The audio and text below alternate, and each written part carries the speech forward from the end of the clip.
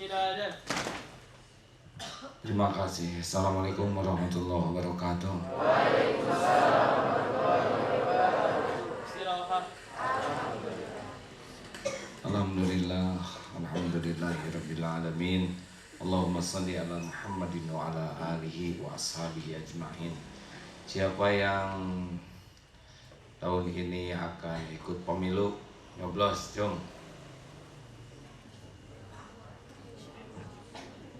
Ya, terima kasih.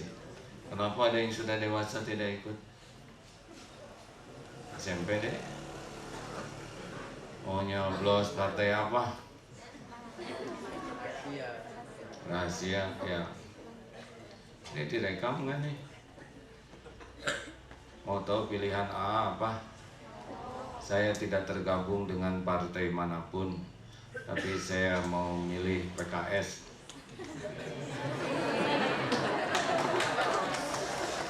Tidak usah tepuk tangan. Saudara bebas milih apa saja. Mau milih calon presiden yang mana, Cung? Hah? Ada yang mau milih Jokowi? Saya sebetulnya senang kalau Jokowi bisa menyelesaikan tugasnya sebagai gubernur. Dulu Solo belum selesai, pindah Jakarta baru juga kerja, belum jelas kelihatannya pindah. Jadi saya senang kalau Jokowi jadi gubernur. Fa'idza faragta fansab wa ila rabbika farghab. Itu dalam Islam. Jadi selesai satu urusan, kerjakan urusan yang lain. Saudara jangan sampai seperti orang yang tidak jelas. Pulang dari pesantren, niat beres-beres rumah. Saya ingin beres-beres rumah. Lagi ngebongkar pakaian dari lemari mau dibereskan. Semua dikeluarkan. Tiba-tiba melihat foto-foto zaman dulu. Lihat foto.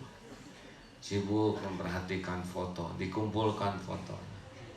Wah, ini bagus nih kalau dibuat album. Mulai nyari album. Kemudian disimpan fotonya di album, dijejerkan. Ini penting nih kalau ada tulisan-tulisannya supaya ada kenangan. Dia nyari majalah bekas.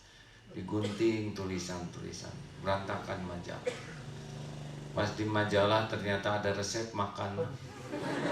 Wah, enak nih kalau pagi-pagi bikin nasi goreng spesial seperti ini. Lalu pergi ke dapur. Di dapur cari mau makanan. Oh, ini kurang nih bumbunya, harus ke pasar. Akhirnya dia pergi ke pasar. Di pasar ketemu teman-teman dia, diajak main futsal. Akhirnya dia main futsal. Bagaimana, kamarnya rapi? Nahkoda yang hebat itu tidak berada di air yang tenang. Nahkoda yang hebat itu adalah nahkoda yang pernah mengarungi badai dan selamat. Benar? Apa artinya? Carilah nanti pemimpin yang memang sudah pernah mengarungi jatuh bangun, badai. Karena dia akan lebih kuat dibanding pemimpin yang belum nyoba badai. Kita tahu ilmu bela diri, tapi kalau belum pernah bertarung, belum merasakan benjol, belum merasakan ketendang, belum merasakan wajah benyut, itu beda dengan yang sudah pernah merasakannya. Benar? Tahu teori bela diri beda dengan orang yang sudah pernah bertarung bela diri. Betulan. Saya dengar lulusan Akabri juga kalau sedang berperang banyak nanyanya kepada prajurit yang sudah sering makan asam garam. Betul, Pak Nur? Karena teori tidak cukup. Apakah bisa menyelesaikan masalah bangsa ini dengan belusukan? Untuk beberapa hal bisa, tapi bangsa ini besar. Negara ini dari Sabang sampai Merauke kalau disimpan di Eropa ketutup itu Eropa. Gitulah.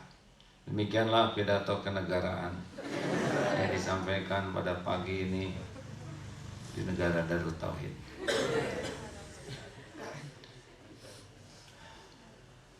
Rekan-rekan sekalian, masih tetap terobsesi pesantren ini. Ciri khasnya adalah tidak banyak bicara kecuali manfaat. Saya termasuk yang tidak percaya orang akan mencapai derajat ma'rifat kalau banyak bicara yang tidak manfaat. Karena Allah Subhanahu wa Ta'ala sangat menghitung setiap ucapan yang kita keluarkan. Setujukah kalau semua santri ini sangat menahan diri dari lisannya? Tetap AA terkesan kepada santri-santri di pesantren yang Banten itu. Banyak santri tapi tidak ngobrol. Ada ngobrol tapi pelan, bisik sebentar. Saya tanya, Dek, kenapa ini jarang ada yang ngobrol? Lalu jawaban santri itu begini, kenapa harus banyak ngobrol? Yang penting kan banyak zikir. Bahasa Twitternya jelek begitu. Saya serasa ditonyok. Ini ya, pada waktu ke sana bawa roti, tapi mereka tidak terbiasa makan kecuali makan yang jelas kehalalannya. Jadi malu mau memberikan. Lalu sampai malam maghrib itu mereka dandan, pakaiannya rapih, maghrib itu ya. Saya lihat kenapa ini pakaiannya ganti jadi rapih. Mulai masuk sholat maghrib tuh rata-rata pakai, beda dengan penampilan siangnya. Sesudah sholat maghrib mereka tetap itikaf di masjid. Lalu zikir, sholat, lalu ada tausiah. Isyanya diundur sekitar jam 9. Saya sudah ngantuk sekali waktu itu karena jauh. Akhirnya keluar dari masjid, pasang anti nyamuk, diamlah di sana karena hujan di luar dan ini di pedalaman. Jam 11 masih bunyi terus di masjid pada zikir. Jam 12 masih juga itu. Sudah lampu sudah digelapkan tapi sudah pindah ke mereka menyebar di masjid. Jam 2 masih sholat. Masya Allah, sampai subuh mereka bangun. Masing-masing kadang zikir sama-sama, lalu masing-masing sholat. Selesainya sesudah Isra. Jadi semalaman mereka bangun. Oh, saya tidak kuat. Saya kuatnya pas bangun, oh masih zikir. Lalu saya lanjutkan ibadah saya yang lain. Istirahat. Tentu saja tidak harus kita semua seperti itu ya. Tapi ada korelasi antara menjaga perut, menjaga lisan, menjaga pandangan, menjaga sikap dengan kekuatan ibadah. Hebat. Kalau kita belum bisa seperti itu, minimal jaga lisan. Tangan jangan celetak-celetuk. Nih ya, jangan bicara yang tidak perlu dibicarakan. Jangan mikir yang tidak perlu dipikirkan. Jangan ngurusi yang bukan urusannya. Kalau penonton itu harus tahu pagar lapangan. Karena kalau penonton sudah masuk ke dalam lapangan, itu sudah tidak bagus. Rumah kita harus tahu areanya. Kalau sudah masuk ke rumah orang, itu sudah beda lagi wilayahnya. Benar?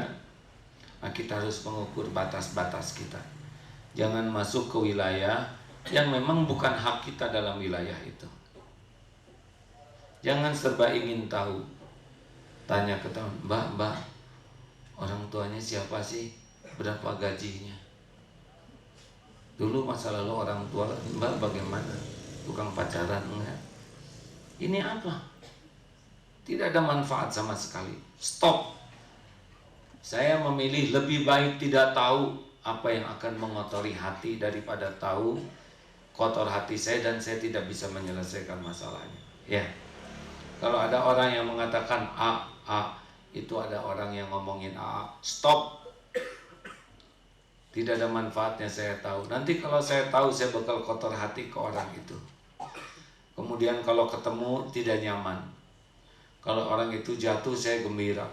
Jadi dengki. Gak apa-apalah orang mau ngomongin saya di belakang. Itu mah urusan yang bersangkutan. Urusan saya ngomong baik saja. Siap semuanya?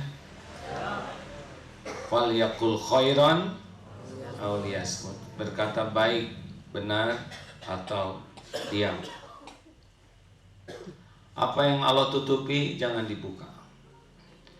Kalau Allah menutupi, Allah kan tahu dosa kita. Orang tidak ada yang tahu. Apa yang Allah tutupi jangan dibuka.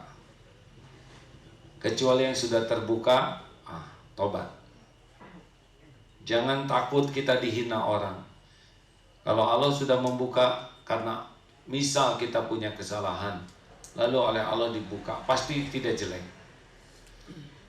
Tidak bahaya orang lain mengetahui kejelekan kita. Yang bahaya adalah kita tidak tobat. Mengerti? Kita dihina. Orang misalkan tahu sebagian kecil masa lalu kita yang jelek, ya sudah, tidak apa-apa. Lalu orang menghina kita, ya tidak apa-apa. Dihina orang tidak bahaya. Yang bahaya adalah kita bersikap hina atau kita dihinakan oleh Allah Subhanahu wa taala. Ada pertanyaan silakan. Ya. Lantang akhwat.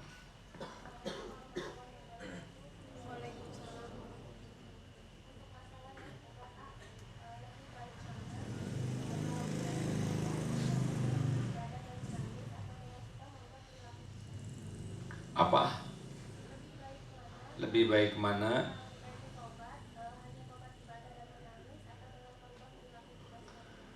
Lebih baik mana tobat dengan ibadah dan menangis dan merubah perilaku, atau nggak boleh atau?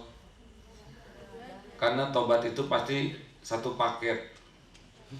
Kalau hati sudah bisa pedih, kan remuk ya. Orang tobat itu menangisi dirinya tuh nyadar, aduh, kenapa saya begini, sedih. Itu air mata tuh keluar dengan sendirinya untuk merepresentasikan mengejawantahkan luka di hati, keluar sendiri. Lalu besoknya juga menjadi sangat ingin menjaga diri. Jadi satu paket, jangan dipisahkan. Tobat itu satu, menyesal. Dua, meminta ampun dengan sungguh-sungguh. Tiga, hijrah, berhenti dari dosanya dan tidak mengulangi lagi. Empat, memperbanyak berbuat kebaikan. Pertanyaan selanjutnya, ada yang lain? Silakan. Maaf ya, tidak apa-apa nih. Maafin nggak? Ya baik. Begitulah. Assalamualaikum warahmatullahi wabarakatuh. Assalamualaikum. Ada dua pertanyaan yang ingin saya tanyakan, Pak. Yang pertama itu ketika kita di dalam sholat jamaah itu kan kadang ketika selesai sholat ba'diyah itu ketika mau sholat setelah qamat itu kan ada ruang kosong. Kita di sini ada kebetulan di belakang ruang kosong itu ada yang mengisi saf. Kemudian untuk ingin mengisi saf di depan itu sama-sama berkeinginan untuk mengisi, itu apa harus saling mempersilahkan atau langsung jalan terus, langsung mengisi terus sendiri? Memang kalau tahu keutamaan saf pertama dalam Islam, orang bisa berlomba-lomba ya. Kalau di sananya orang tua, orang yang lebih kita hormati, silakan. Tapi kalau yang dipersilakannya orang yang kurang paham, maju aja. Yang untuk satu lagi nya ini ketika kita di dalam saf sholat kadang itu kan kita suka lewat-lewat, itu apakah posisinya itu kalau misalnya dalam saf apakah kita harus menunduk atau langsung jalan tegak seperti seliweran, atau yang kemudian kalau misalnya di antara dua seperti ini biasanya kan kadang apa agak kayak terhalang, apakah kita harus punten? Ya, kalau ada orang sholat kita tidak boleh lewat di depannya. Maka kalau kita sholat di depan kita pakai sutra, ya, simpan pembatasnya. Begitu. Inilah wilayah yang tidak boleh dilewati. Kalau ada orang lewat bisa ditolak begitu. Memang keras, ada dalilnya, ya. Cuma tidak semua orang mengerti tahu ilmu itu.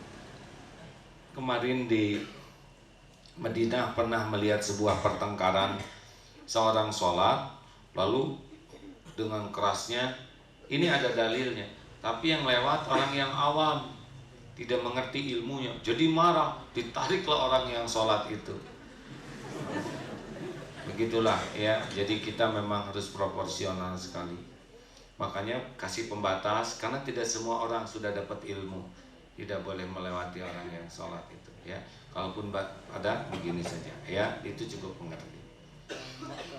Cukup, ya, bagian yang lain. Berkaitan dengan pembahasan yang tadi malam, apapun kondisi kita yang penting ingat ke Allah. Apapun kondisi kita yang penting jadi dekat dengan Allah.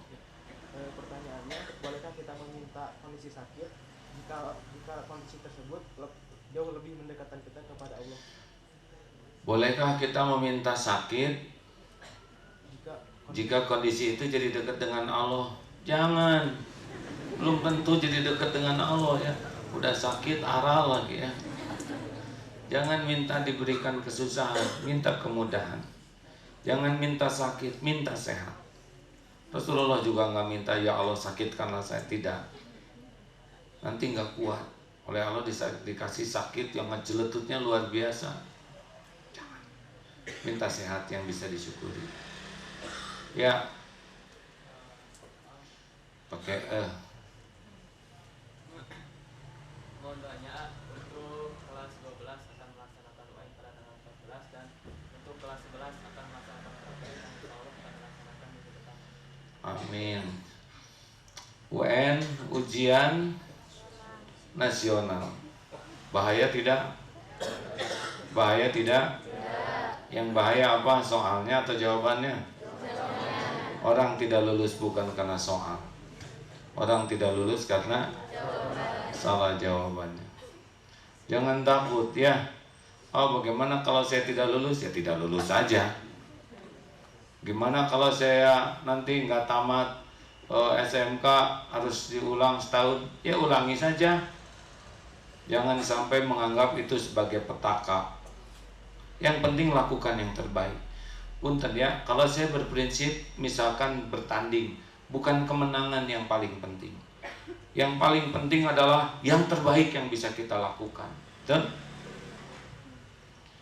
sekarang menang, tapi kita hanya melaksanakan 60% dari kemampuan kita, itu menang nggak ada apa-apanya. Sekarang kita kalah, tapi kita sudah pol yang terbaik, itu udah bagus. Makanya lakukanlah yang terbaik, ya. Jangan banyak tegang, jangan mikirin kelulusan, kan belum ujiannya juga, ya. Ada kabar baik? 9 orang santri SMK dan mengikuti seleksi pasca untuk Paskibraka Kota Bandung, dan 1 orang sudah masuk Paskibraka Jawa Barat dan insya Allah akan berjuang menuju Paskibraka. 9 orang santri masuk Paskibraka, Capaska, calon Paskibraka Bandung. 1 orang masuk ke Jawa Barat, ya. Mudah-mudahan 9 plus 1 masuk ke surga. Enak itu.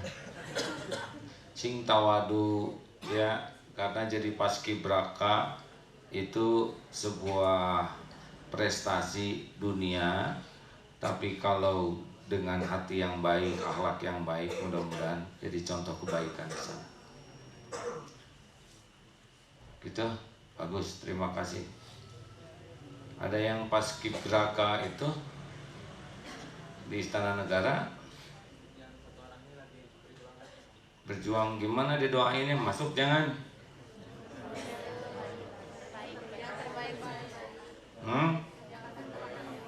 Cung yang ingin doanya supaya masuk ke sana. Cung yang doanya supaya dapat yang terbaik menurut Allah. Ya bagus. Buat saya mah kesana kesini, ke Istana Negara, ke Astana Anyar, sami mawon. Yang penting santrinya jadi sayang, dicintai Allah, itu yang terpenting. Ya, kalau di sana bakal jadi kebaikan, membawa nama pesantren dan jadi contoh akhlak yang baik. Yang mana yang satu itu, Cung? Jaga hati baik-baik, ada ya. Merunduk. Yang 9 mana? Cing. 1, 2. Wah, akhwat. Mana lagi? 1, 2, 3, 4, 5. Kenapa itu telat yang belakang? Kedengeran enggak ke belakang? Tuh, acungkan yang bagus. Tuh, 2, 3, 4, 5. Akhwat. 6, 7. Kurang 2. Satu lagi baris sekarang. Sing tawadu ya, jangan banyak bicara. Pastikan jaga wudhu sehingga setiap waktu sholat bisa sholat. Kalau sudah adzan tiba, minta izin, berani aja. Dah masuk surga bukan jadi paskibrakanya dengan sholat. Jaga wudhu ya, supaya bisa sholat lebih tepat pada waktu. Dan zikir yang banyak ya. Capek itu baris-baris gitu dijemur lagi. Kalau nggak jadi pahala rugi. Selamat ya. Terima kasih. Semuanya udah diatur Allah. Ada lagi penelpon selanjutnya? Akhwat. Ya. Kan kalau misalkan di buku suka ada undang-undang hak cipta kan? Undang-undang hak cipta. Ya, tidak boleh memperbanyak kayak gitu. Kalau misalkan memperbanyak kayak gitu, ada pidananya dan ada dendanya. Kalau misalkan mahasiswa kan bukunya banyak ya. Kalau misalkan memperbanyak buku kayak gitu dosa nggak? Denda. Bayar ke pesantren. Duh, pertanyaan rumit sebab saya melakukannya juga dulu. Harus tanya sama Ustadz Abdul Wahab ya, dan Ustadz Saiful Islam, biar beliau nanti yang tanggung ya. Amal licik yang kira-kira saya, memang ilmu saya belum cukup. Mudah-mudahan ada dalil yang bisa menjelaskan ini. Kalau buku AA, apakah A yang menciptakan? Tidak. Sebetulnya tidak ada pencipta lagu. Yang ada adalah merangkai nada dan merangkai huruf. Cuman tidak enak. Kepada lagu Jagalah Hati dirangkai kata-kata dan hurufnya dan nadanya oleh A.A.G. pada kepanjangan. Ada yang mengatakan ini ciptaan A.A.G. Gak bisa. Saya gak bisa mencipta apapun. Karena hak cipta itu milik Allah. Paling juga menemukan apa yang udah Allah tentukan. Ya. Bagus. Ada pertanyaan selanjutnya? Ya deh.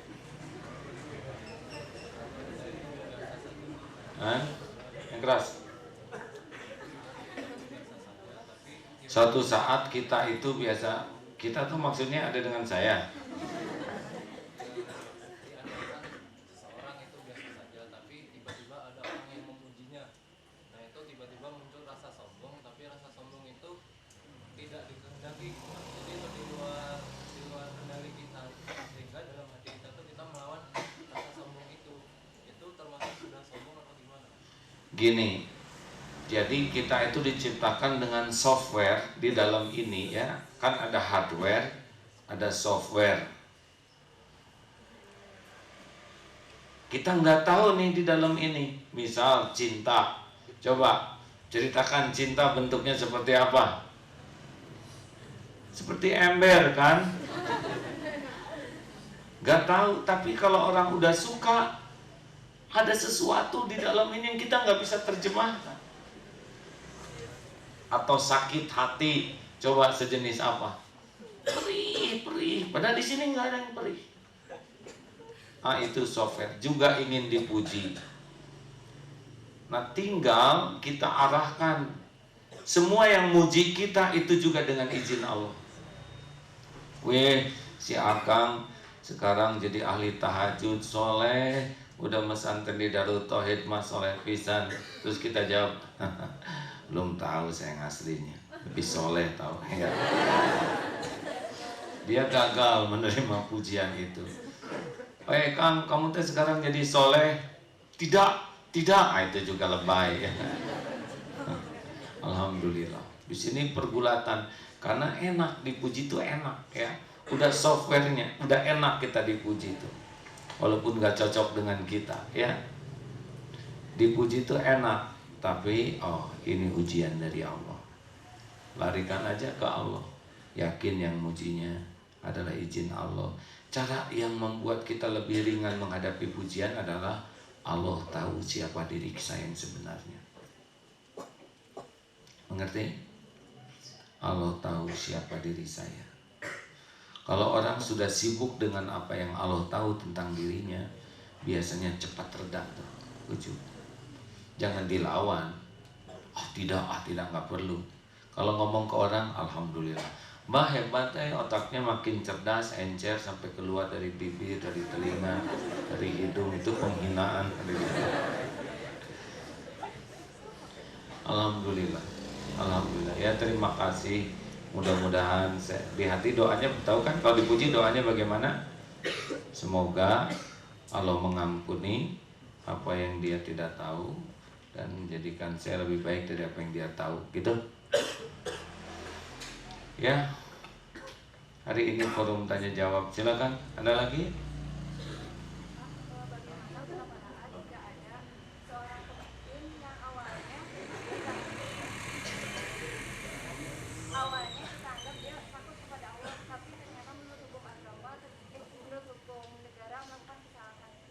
Apa? Ada seorang pemimpin awalnya takut pada Allah. Apa-apa dihukum oleh orang mah nggak apa-apa. Nah, setelah penting benar aja kitanya ya. Di Mesir itu mursyidnya Ikhwanul Muslimin 439 orang sekarang mau dihukum mati. Bayangkan itu, orang-orang yang ahli tahajud, sampai kata orang ini lebih jahat daripada Israel. Yahudi, tenanglah, kita doakan saja. Kalaupun nanti mereka berbuat baik dan dihukum mati, itu jadi syuhada, dimudahkan oleh Allah menjadi ahli surga. Kalaupun ada perang, nauzubillah, nggak usah ada pun. Tapi mati syahid itu adalah karunia. Tidak mudah untuk bisa syahid. Ya dek, yang sudah ngacung bertubi-tubi. Baik, ada pertanyaan yang lain? Iya. Nggak tamat gitu. Ulangi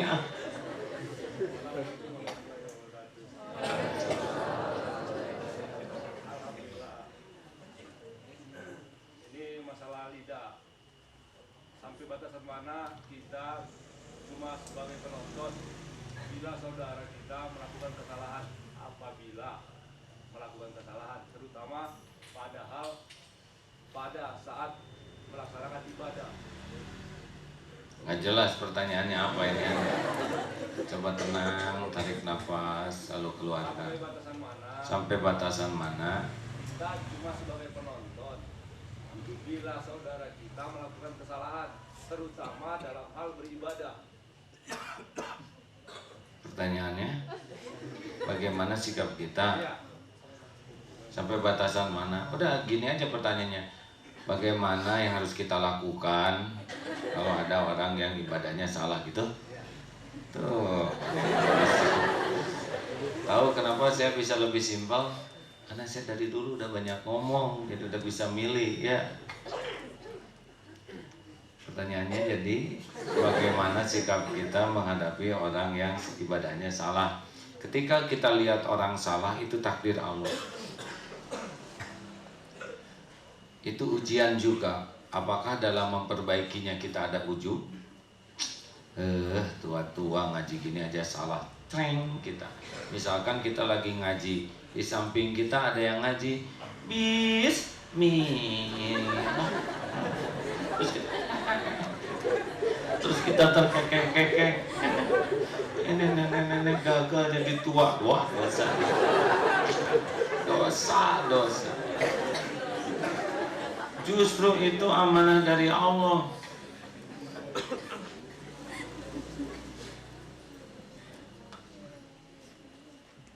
Punten.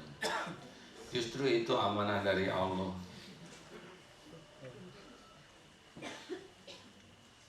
Den, Assalamualaikum. Halo. How are you today? Dari Australia ini ya. Kuman. Jadi bahasa Inggris atau Den. Nanti lagi ya, saya lagi ceramah Den ya. Ini dari Australia.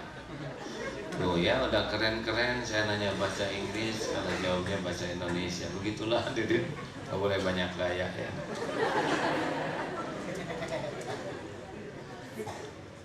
Kalau ada orang yang salah di samping kita, pertama kita harus tahu bahwa ini takdir kita melihat orang yang salah. Ini ladang amal dan ujian bagi kita. Ingat bahwa kita bisa berbuat baik, kita bisa ngaji bukan karena kita pintar, tapi karena Allah menolong kita bisa ngaji.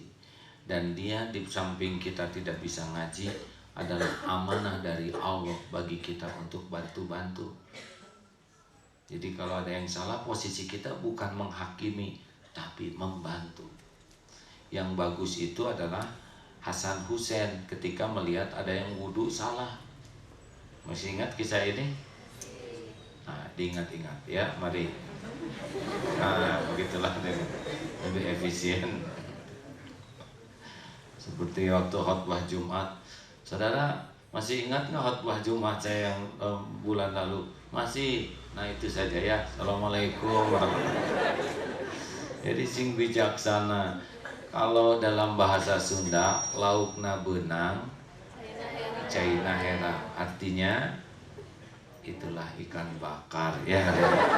Jadi kalau nyari ikan jangan biar keruh, jangan jadi keruh.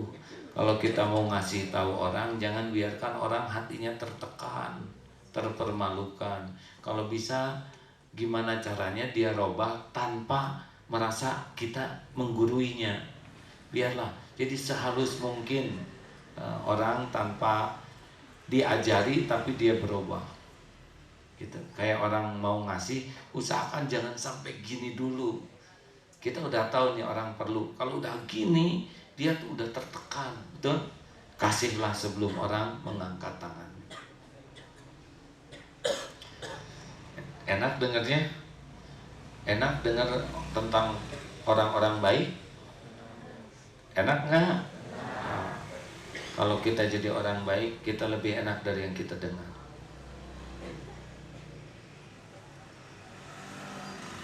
Hasan Hussein itu langsung pada gimana sih waktu Nabi wudhu? Langsung aja begini ini. Jadi mereka pura-pura ngobrol berdua.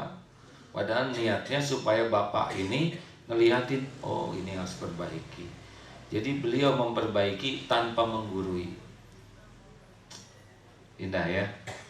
Kalau pakai hati itu indah. Terakhir, Ahwat ada? Mana kerudungnya? Ya. Silakan. Ini sia-sia, astagfirullahaladzim. Maafkan deh ya. Nih, pakai kerudungnya deh sini. Ini ada berapa semuanya, Pak Nur? 112. Kelas 3 ada berapa orang? Ya? Jawab? 33. 112. Berapa, Mas? Kelas 3 sama kelas 2. Ya memang nasib kelas 1 itu lebih baik ya. Jadi Waalaikumsalam warahmatullahi wabarakatuh.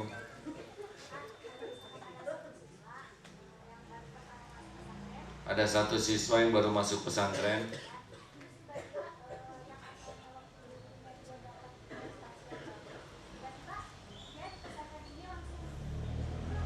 Yang asalnya dapat prestasi yang bagus sesudah pesantren langsung turun prestasi apa Mbak?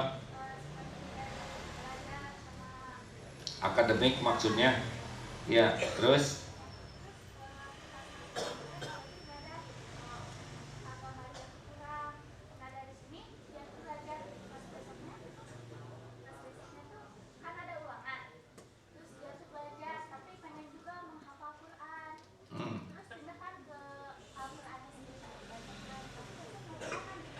Oh, jadi antara mau ulangan dengan baca Quran gitu, ya. Udah kalau gitu ulangannya tentang Al-Quran, ya. Terus kamu nanya apa deh? Cepetan ah. Bisa dipendekin nggak ceritanya nih?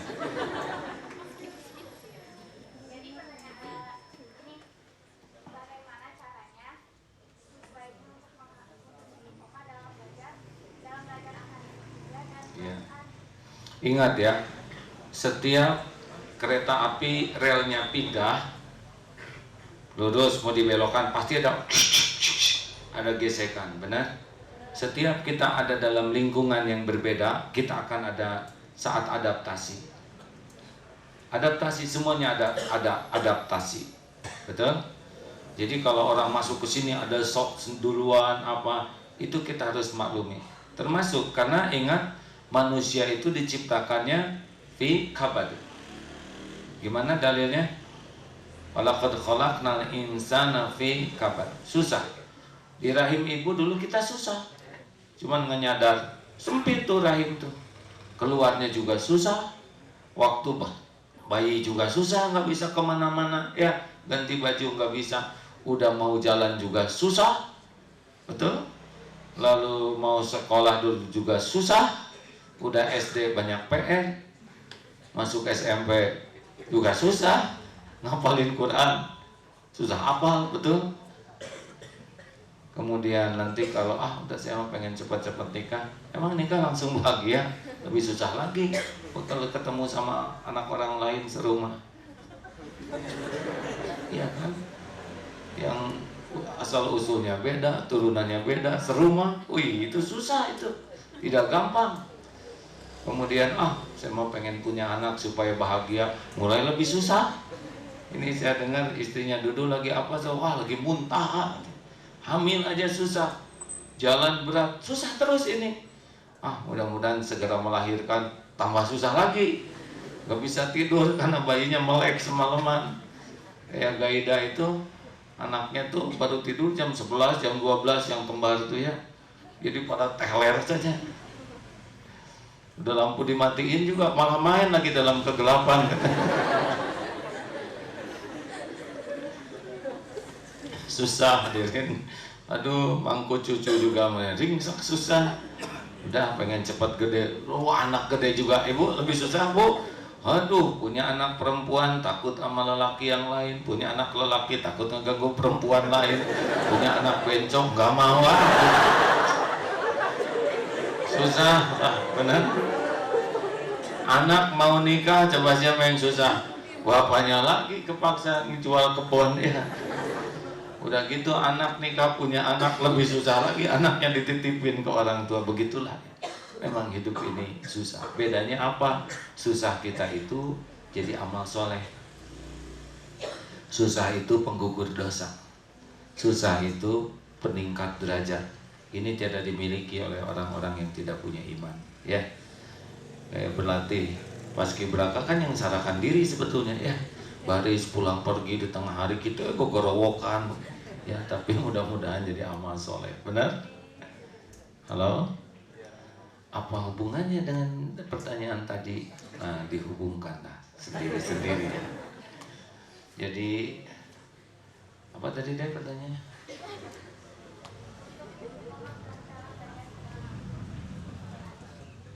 Oh, kalau gitu mau belajar atau ngapal Quran, mana yang lebih wajib pada waktu itu adalah belajar yang mau ulangan. Kalau baca Quran bisa sesudahnya, betul? Kan kunci manajemen waktu adalah skala prioritas. Makin pandai kita melakukan skala prioritas, makin bagus kita mengatur waktu. Karena kita tidak mungkin melakukan segala hal dalam waktu yang sama. Seperti dokter gigi sedang tiba-tiba hayya 'alas shalah. Maaf ya deh ya, saya harus sholat tepat waktu. Sama sholat wirid ya 1 jam lah. Ini kemana obengnya? Ketelen dok kan. Polisi ngomong lagi macet tuh. Ayo sok lah maju sendiri sholat. Ada saat-saatnya yang harus prioritaskan. Terima kasih adik-adik sekalian. Ini ada 112 mana kelas 3 yang mau ujian. Kelas 3, kelas 2 ya. Oh, 25 ribuan. So. Milih. Tanggal 16 akan berangkat lagi nanti umroh. Siapa yang mau dioleh-olehin? Yang mau diwisuda yang mana? Oh, ini kasihan daftar telat, wisuda duluan ya. Berapa orang deh? 28. Besok jamaah yang berangkat umroh tuh 325 orang. Jadi kalau masing-masing ngasih 1 ini, nanti semua kebagian ya. Baik, terima kasih ya. Larisan sok ya, silakan. Nanti mana kelas 3? Jom. Ya. Dek, terimalah ini. Mudah-mudahan sing barokah ya. Perwakilan kelas 2, Ceng. Mana kelas 2? Berapa orang semuanya? Ya. Terimalah ya. Maaf saya biasa ke sebelah kanan ngasihnya ya. Tapi supaya gampang ya begitu ya. Tetap ke kanan kan. Sekali-kali kurang. Terima kasih. Ini masih ada sisanya berapa? Ya di jumlah jam lah ya. Bagi yang fakir tuh apa nanti mintalah ke Ustaz Nur Hadi ya. Terima kasih rekan-rekan sekalian. Mohon maaf rada lowbat hari ini. Mudah-mudahan semuanya menjadi ahli qalbun salim. Orang yang berhati bersih, yang bisa menjaga pandangan, menjaga hati, menjaga lisan, supaya Allah benar-benar menjaga kita.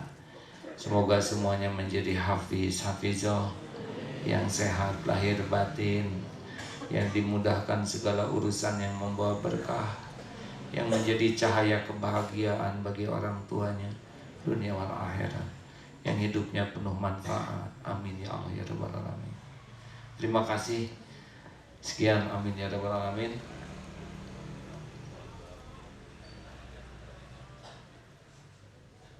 Oh, mudah-mudahan. Tapi nggak pakai sorban gimana, Bang? Ini Pak Nur Hadi mudah-mudahan dengan pakai sorban lebih soleh. Dan yang pakai syal juga, gitu ya. Harus adil Pak Nur. Ya, terima kasih. Terima kasih rekan-rekan semua, adik-adik semua. Mudah-mudahan ada manfaatnya. Assalamualaikum warahmatullahi wabarakatuh.